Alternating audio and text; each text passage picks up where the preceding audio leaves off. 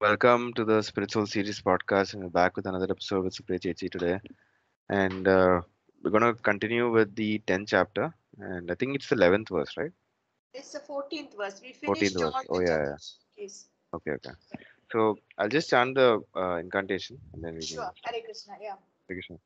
Om Jnanatimirandasya Jnananjana Chakshurunmilitam Yena Tasmai Shri Gurave Namaha Shri Chaitanya Manobishtam Sthapitam Yena Bhutale Swayam Rupa Kadamayam Dadati Swapadantikam Hare Krishna Karuna Sindhu Deenabandhu Jagatpate Gopesha Gopika Kantha Radha Kantha Namostate Tapta Kanchana Gaurangi Radhe Vrindavaneshwari Rishabhanusati Devi Pranamami Haripriye Vanchakalpatarubhascha Kripa Sindhubhya Evacha Patitanam Pavanebhyo Vaishnavebhyo Namo Namaha Namo Om Vishnupadaya Krishna Prishtaya Bhutale Srimati Bhakti Vedanta Swami Iti Namine Namaste Saraswati Devi Gauravani Pracharine Nirvishesha Shunyavadi पाश्चात्यदेशतारिणे Shrikrishna Chaitanya Prabhu Nityananda Shri Advaita Gadadhar श्रीवसादि गौरभक्तवृंदा Hare Krishna Krishna Krishna Hare Hare Hare Ram Ram Ram Hare Hare Okay. All right. Hare Krishna. Jai Srila Prabhupada. Happy to be back. So we finished the Chatur Shloki in the Bhagavad Gita, which is basically verses 8, 9, 10, 11 in the 10th chapter. And we also finished the 12th and the 13th last time, which were clubbed together.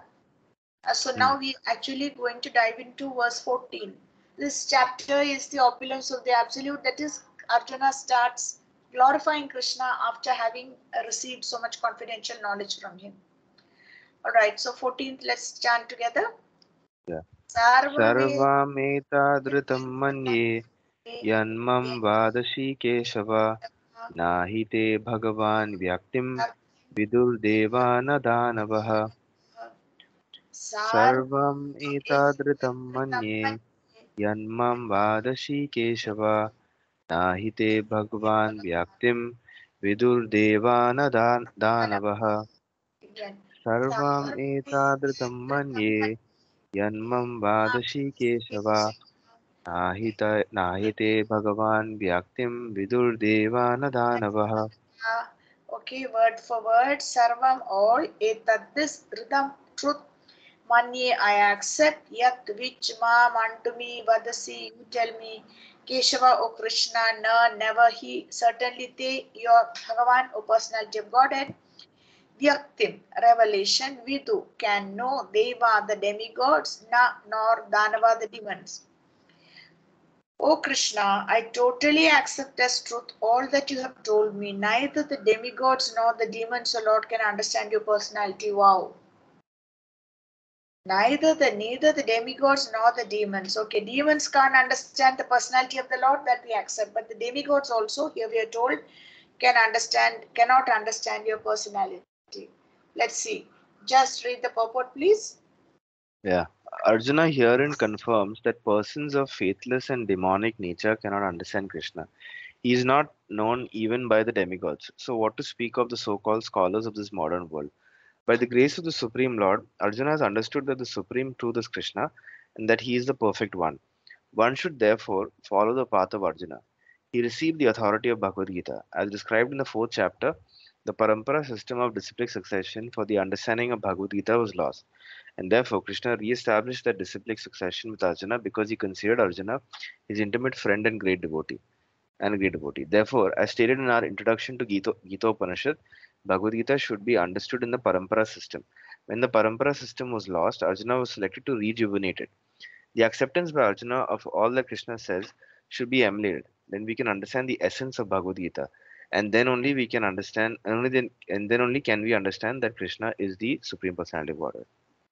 Okay, so the point that's being made here is that Krishna does not reveal himself, or he can only be approached by a devotee who's approaching him with some bhava or emotion or feeling or love or bhakti.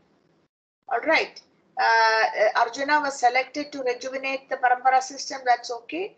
The acceptance by Arjuna of all that Krishna should be emulated. So it's not just bhakti that one has to submissively accept whatever the Lord is saying.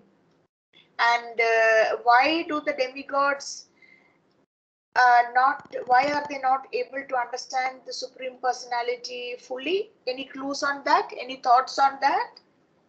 On why even the demigods are also That's right. like That's right. Because they have so uh many powers.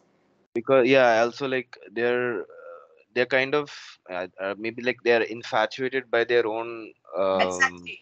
like by Exactly. their own Exactly. like powers and all that stuff, and also Yeah, like that's yeah, exactly. It's, I think that they are so much taken up by their own power and position and the struggle to maintain that position. This is what brings Indra Dev in conflict with Lord Krishna many times. Govardhana Hill, Yeah, Govardhana yeah. Also, not only that, because he is the king of the heavenly planets, and he gets nervous if that position is shaken in any way, and that's when he comes into conflict with Brahma. Also got very bewildered and tried to yeah, the test Krishna, and boys, stealing of the the calves. That's calf, right. yeah.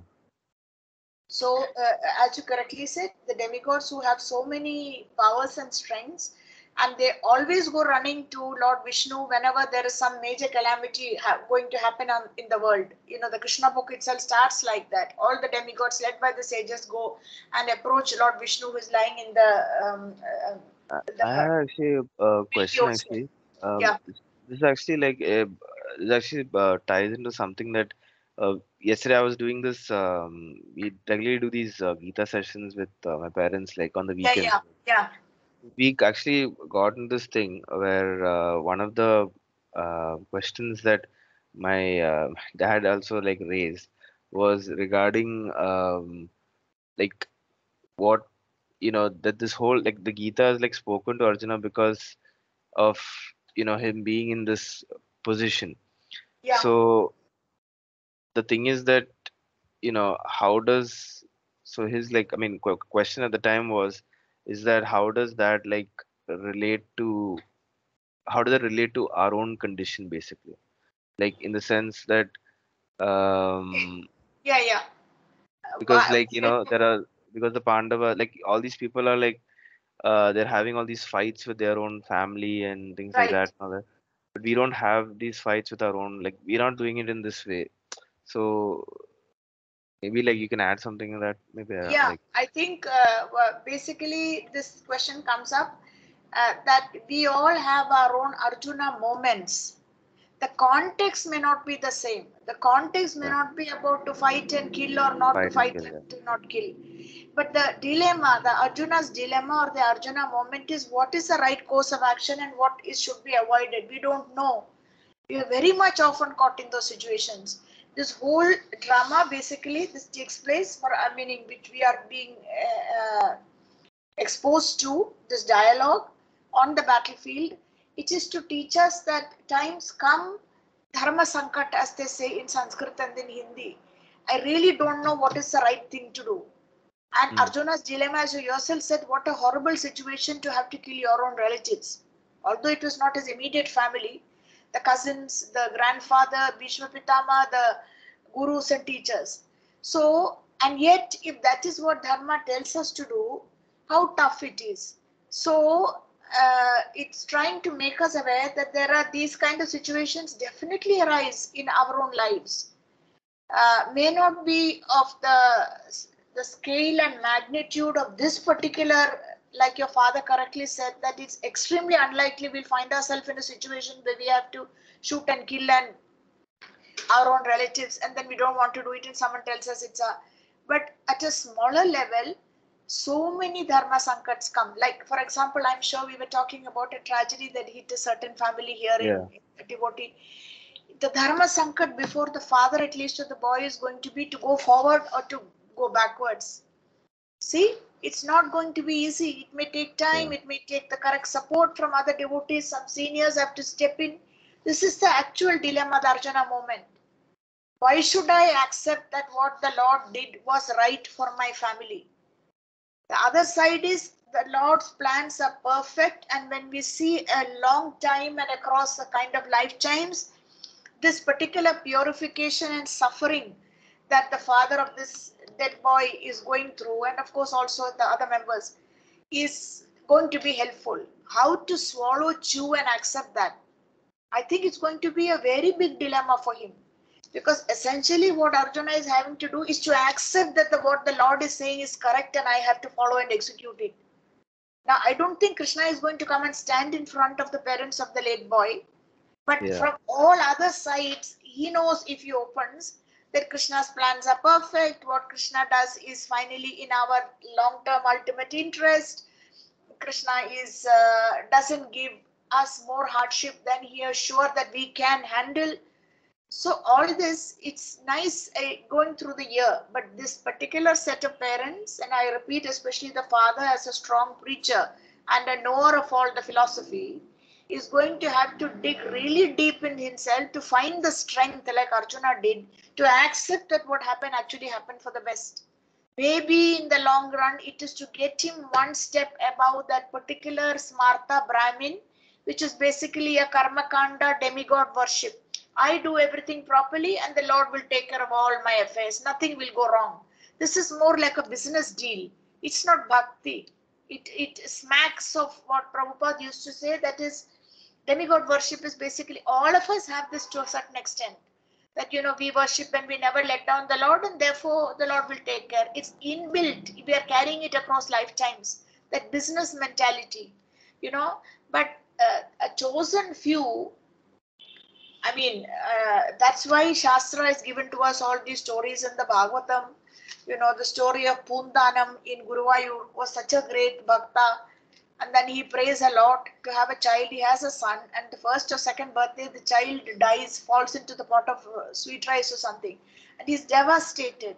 But apparently, Lord Krishna appears to him and says, why do you need a son when you have me as a small child to fulfill all your paternal and vatsalya bhav affections? So Puntanan then swallows that bitter pill and climbs out of it, and basically he composes the greatest poetry. Now, it's going to be a very uphill task for this boy's parents. Very uphill. It's very possible, as you said, they will slide backwards and go back and say it's not worth it. Why should I do anything? And so many devotees are already saying there are really times when you feel uh, verupa in Malayalam, almost revulsion for the Lord, because how can you be so cruel and blind, I to your think yeah, I also think like I think in their case, I think the only thing is to like maybe leave leave them them to be. their own, leave That's them right. because I think like if any if they have to feel like any sense of normalcy, like they have to, it has to come from within. Like okay, no, this is there's some they need to like look at it not from a logical point of view. Like I guess you have to Exactly. come from move away from the logic because when it That's comes right. to when it comes to death or anything Feelings. else, there's no logic behind any of that anyways. So when you look at it from not from a logical point of view, but from a from a Krishna point of view, for another word, then it can make sense. But like right now, it's the logic is what is like governing most people. I would say in most of the decisions that they make. But I think now they have to look at even if you were studying Krishna books or teaching for a very long time, I think like there comes a time when Krishna will be like, okay, you've done all this, but like, are you able to actually apply it in your own daily life? So are you Yeah, able to do that? You have the courage, and because sure. I'll be there to support you, I'll be there to sting. You can always like think of me, and then everything will be fine. So I'll be there. But are you going to take that step? So I think that is Yeah, the yeah, main. absolutely. It is to help this particular preacher go deeper, Yeah. into his bhakti, and you have to see whether it really works out like that or doesn't work out like that. So many cases like that are there in the devotee world, where, and like you say, this is not the time for us to logically explain because it will only hurt them more, and that's why none of us has the courage to go there. And it's best that they are left to themselves to come to terms with their grief. If they reach out to us, it's different, but otherwise this is a long time. Somebody said there is no wound that time does not heal. The Western proverb, time Yeah. heals, time heals, Time is. time heal. Yeah, that's also true, that you just chew it and Uh, come to so and many. Yeah, go on. so I was just gonna add, like, people always say, I think, that this idea of separation, no, like separation from when you're like once you love Krishna whatever for a long Yeah, time, and when you start having this feeling of like, animosity or something towards Krishna, yeah. then that's creating a separation which I think eventually will make the person fall in love with Krishna even more. All over So again. Like, all yeah, over, all over again, yeah, a second time. yeah, Absolutely. It's like just the a, gopis and like, so I think it's natural. I think that'll only happen. But I think right now, obviously, like that feeling of, because it's there's an attachment to something, and that was it's not just like any other ordinary attachment. It's like your own family member's attachment. right, But right. Yeah. so that is the only reason why it'll take a long time. But I think eventually, like whenever if you actually truly love Krishna, then when you have this feeling of animosity, actually what will happen is that eventually you will just like, because of the separation and because of their antagonism, you'll feel like that is even more difficult. So I let me just again Go continue to back. love Krishna. Yeah, go Yeah. back. So I think Yeah, that yeah. that'll only happen, I feel like. Yeah, I think people's faith is put to the test. No, when these terrible Yeah, things happen, it really is like a testing time for us that, does God really exist? Did He hear anything I prayed? How could He do something to me like this? This is a common answer. But to bring that, subdue that mind and bring it back to how finally whatever the Lord does is for our benefit. His plans are perfect. He does not make mistakes. That in the long run, across lifetime, this particular jiva, this boy who went, that Krishna has a plan wherever the boy has gone or was taken. But for the surviving, grieving family, that Krishna has a particular plan. Either the second boy needs their attention much more to develop spiritually, materially, in his studies, his all, future. all kinds of reasons there'll be there, no? There'll be Yeah, all kinds of things. Yeah, that's right. So it'll take time. Now it is barely, 10 days since the death occurred. It's not even 10 days. It happened on the 30th. So let them, I guess when they take the ashes and go to Mayapur, I heard their plan is to divide it into three and go to Mayapur, to Vrindavan, and to Kashi. Kashi is because of pressure from their background. They are oh, Smarta Iyer Brahmins for whom Kashi is like the ultimate heavenly abode. It is Lord Shiva's abode. Mayapur and Vrindavan is what one, at least one of the two is what devotees would do. But nowadays, devotees even separate the ashes into two and go to Vrindavan and to Mayapur, put in the Davanam map. Yamuna and put in the Ganges. Basically, Yamuna and Ganges also are one and the same river. They come together somewhere. So that is those who can do it, or are have the desire to do it. So that's what this family is doing. They have broken it up into three sections, and then they are going to take the pot and do all the pujas. And so let them go through all that. I'm sure they will come across something. Krishna will arrange some intervention, of some saintly person who tells them something that finally makes some sense to them. It's uh, that's the only way that we can look at it. We can't like do anything more, and it's just that it has to be given time. But through their tragedy, I think the rest of this congregation, the rest of their friends, also are going to go through a lot of churning, and Yeah, we just take it for granted that we are doing everything right and therefore everything will go well. That's not how Krishna is. In one sense, tricky.